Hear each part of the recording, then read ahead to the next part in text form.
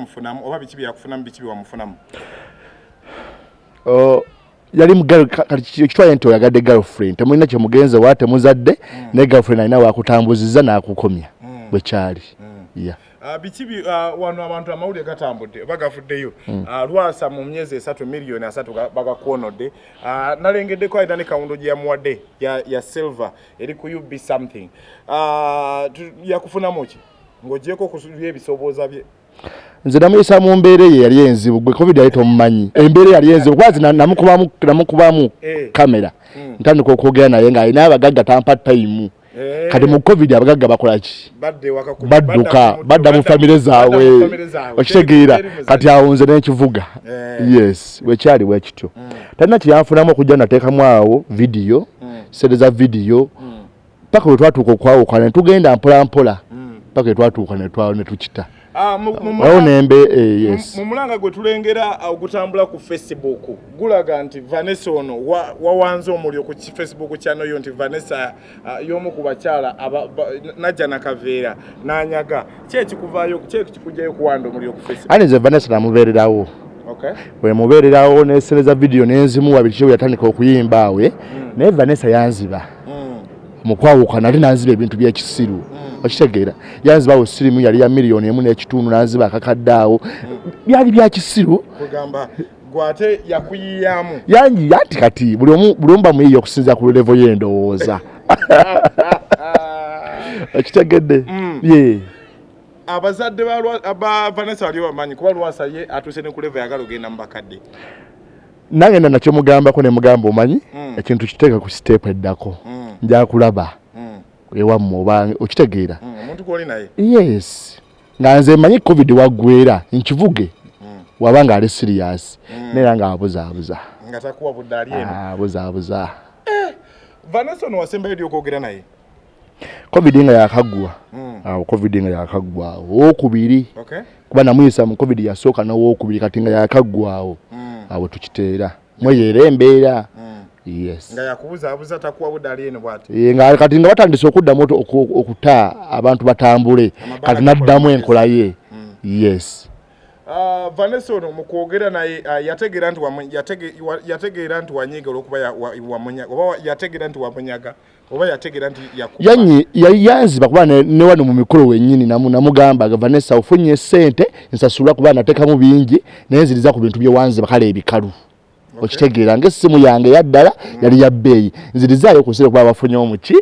omugagga okitegeera era n'awanda ne message nzirina omusimu n'awanda jaga tulye nengede ne photoshoot yonna mwekubya emmotoka eno enyi gye tuliko bannayuganda bamuva Bulaaya bali ina ebisigadde gye mwakulyako photoshoot ebifaananyi biyitaayita bitambula jja kuba birabaawo Mumbere eno photoshoot omututo ku photoshoot byonna obikoze by the way twali ku eno benzi eno ni benzi eno ndudde nayo oludde nayo ekoli ddala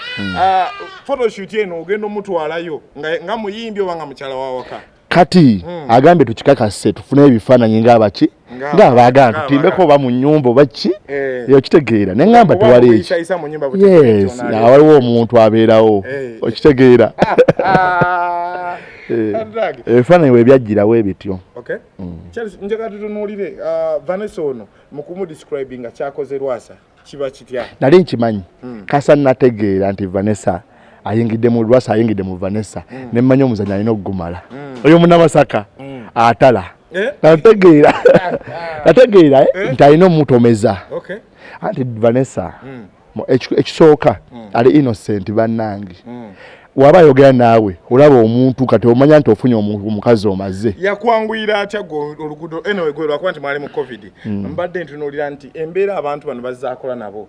bazaatambula nabo abayimbi mukuwulira ku ŋŋambo gamba abanguyire oba azibuwalamu wadde wabbala simanyi nja kwogera ku kyange nja kwogera ku sayidi yange yes so abatulaba Lwasa sente zaata kwa tosobola mwagala Vanessa nga tuteekamu nange nawe okujjako ng'abayimbi mpozi Yabacelebu ne kati nga atali muyimbi era nalinga nteekamu era kyekyamunjagaza kyekyamubeeza okuba nalinga nkola ki ngaotekamu yes. So mumbere eno ali ku mukutu tukyalina episode nyingi ez'omukyala Vanessa ndaira John Black yamuyimbawo mujjukira emabega ka amawuli gafuluma nti omwana owa Zeba fana baziza bafana alabika nti uwe so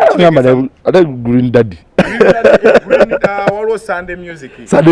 music amuganda nawe kuli siko oli abantu bakubala awalo n'abatunuzaamu musuuza ebifaananyi byatambula ebyedirisa musuuza Kenzo bamutunuzaamu netumanyi bakyali kuba bali ku photoshoot kutunulira ne TikTok ye omukyalo ne ifanyi mu byatambula so wano otunulira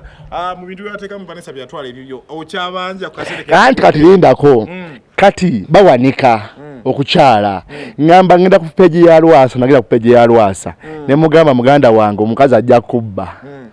kati Lwasa yali amanya bifaananyi ebyo nti nayagako ba ku Vanessa okitegeera n'ama n'ateekayo postage yateekayo nti sibanyi omukazi takanafunye lyankayana wao nabeetaga osasula kati nga Vanessa amufumbye ati natisa Vanessa ne muganga ngenda kwabya nsasula sente zange zewatwala n'essimu byokka okitegeera leka kuntwala bikalu ne sente onzibe n'ebikalu okitegeera aze kimu kubyo yes mu mbeera eno mwogera watu temukyayogera twazzeemu kwogera yanonyeza essimu yange yanonyeza essimu yange nankubira netugenda ku WhatsApp voice kweziri okwo ne message netwogera ng'omukolo gubali nako 3 nangamba kyale sibi kibyo yaga okola nemugamba ati nemukubamu just mukangamu zirize ebintu byange byakola zirize ebintu byange wasikyekyo ngenda kwabya ngenda kutimba najja na nomba nangamba tonzi tatanabi ojja kulabaawo okay so mumbere no banayiganda kona ku mukutu subscribinga okivuge tukyongereyo part 2 ejja tugenda kuwa ebyomunda inside story y'omukyalo no Vanessa eyali Lwasa nga yasamidde eyabadde agenda okukyala ne bigaziwa bakomye ku munabo tebatuse nabye interview dada Facebook ya John ndabu video nenga banange ensizo kinamulabula banange ali sikirabanga koze ekyo abakazi bye betaaga okukola nebakubadde Lwasa bamugamba nti mudongwe naye ate byakola akazi bye baagala okitegeera kye kyamazima ne wakubaye abakazi bye bayayanira ateekamu kyo abakazi kye baagala wakubona omuyayi oyo mukuzi tasoboka bwe kyoba omanya nenga ate abakazi bye baagala omusajja nga Lwasa najja ewamwe n'aleeta ebintu byonna byaleese n'aguliye emmotoka nakupangisiza ennyumba yamupangisiriza ennyumba yawe nyanama omukiko okitegeera yes ku apartment kati abakazi bye baagala oba oyagala ki ne business yabadde gagimuteerawo sayagala mukola boutique y'amaanyi abakazi bye baagala kati oba oyagala ki oba toli mwenzi we mwali mubeera naye yagamba yali akola mulimu ki ng'ogyeko gw'amabaala anti atometa kubulya kituufu nange yangamba ali mu byangoye ebyo yali mu byangoye covid najjaye naye yange yangamba yali mu byangoye naye kati story yonna omuntu yali yaleeta mu kiseera ekyo kubanga siru yes abantu baali waka tojja mulondo anti ddala kiwabadde okakyo waŋŋambye kyo ekituufu okitegedde okay Uganda ku mukutu okukona kado subscribing nkujjukiza barista coffee school and cafe atomesa baristas batwala Bulaya ebonayira n'ebisigadde muganda wange Mugi CEO Laja Ponyo Soft Mugisha mukwasaganye ku nambe zeziyita ku screen ne muganda wange wassa mwagala jawo waggulu ku stera Laja Ponyo Soft ne mbajjukiza muganda wange Kisoka Furniture Center asangibwezana mu kikoko lwa furniture na bintu byo mu nyumba amasomero n'okusomesa abaana namuba noonyeko tujja kweyongera ne Charles Kawina akalanga kafulumye ate alina bingi ebyomunda gye batambula kongo omuntu bingi bitujja bira for another day in case omukyala abawe n'ayagala okwegaana Charles abwino mumulabi bifaananyi mubiraba kuba yalazala katakola interview ezemu naye bwino atandise okufuluma eyaliko abantu abaliko aganzi oba abantu be bwino atandise okubanga ofuluma kona kado subscribing Bampita Rupi King of Nice CRP promotion kona kado subscribe tuongere ku kibandoza Charles kyekyo tuwena akatalekeka sida naye abakazi bana mulumya abasajja abakazi balumya abasajja Rupi bwekiri natunulidde Lwasa mutuufu nga ekanzu ng'eragaye aya namutunulidde nga ne family emuvudde mbamugamba oki kyogendako banange natunulidde Lwasa nenga bannange naye nga Vanessa bw'atyo naye kyeyakoze omusajja kibi omusajja bamuvuma naye ebintu byakola byaba alina okukola kuba esente aziina kati obaga akola eki anyumirwa naye aba amanya afunye omuntu okitegeeza naye abantu bano nga abafuna ku speed anti kisinzira omuntu omugjiba gy'owa gy'otambulira ogyo gy'ojja omuntu naffe tubaagala ekitegeera yes kyoba omanya namufuna ku sipiidi era yagenda ku sipiidi bagambye bakeefunya omwezi nga gumu n'amugamba kati nze kankyale oba olimba bwe yabadde ayogera nti ono kasitamu disappointinga gwe yajja mukute n'asikali yabadde agenda kwanjirira waate ani nawulidde story nti yamukute ne driver mu motoka mbubye byaganye omukyala alimba yo Vanessa alimba buyaye yekwasa bwekwasa yamaze okubba omusajja ate njagala Lwasa akkirize nti omukazi oyo yakusinziza amagezi yakubbye sirika bangambye n'oluguudo n'ebisoobooza bali tannakombako bamugamba asooka akole bino atya ng'osobola okukikola ekyo waayi omwana ate tannamukombya yasoose mugamba kola bino ne biri ebisigadde tugende tukibisooke mu bakadde sikiwa Vanessa asomuluka bwangu sikiwa Lwasa simusibe okutwala miliyoni zigera mu 5 kubanga omukono n'emmotoka ezo miliyoni balanga 5-6 sente nyingi kale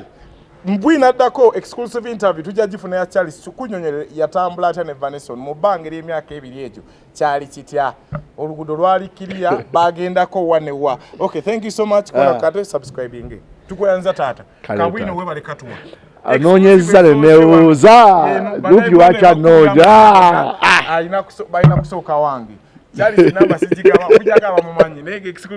nze okoye onoonyeza emirimu giganye emirimu gikubuze yes njagala okujjukiza oba barista coffee school and cafe yes bayigiriza n'okusomesa okukola ebika bya kawa ebyenjawulo omuli cappuccino mocha ice coffee smoothies milkshakes cocktail n'ebika ebirala bingi bagaba certificate n'okufunira emirimu wabweru w'eggwanga mu nsi ez'enjawulo omuli Qatar, Dubai, Abu Dhabi n'ensi ez'etoolodde Europe endala so basange e Nalukolongo opposite ne Hash petrol station oba obakubiri ku namba z'essimu 07 5 oba ku WhatsApp 07 ye namba ya WhatsApp okumanya ebisingawo abakisoboka furniture center beba kabaka mu kutunda n'okukola sofa sets ez'enjawulo omuli ebikanga German beds tiles bakola wardrobes sideboards office ne school decors kosa dining tables gwali okumpi newala tukola deliveries n'ogaba discounts ku buli kyogula kosa n'okusomesa abayizi tusange ku Entebbe Road ezana mu kiko oba tukubireko ku 07 03 07 09 oba ku WhatsApp yaffe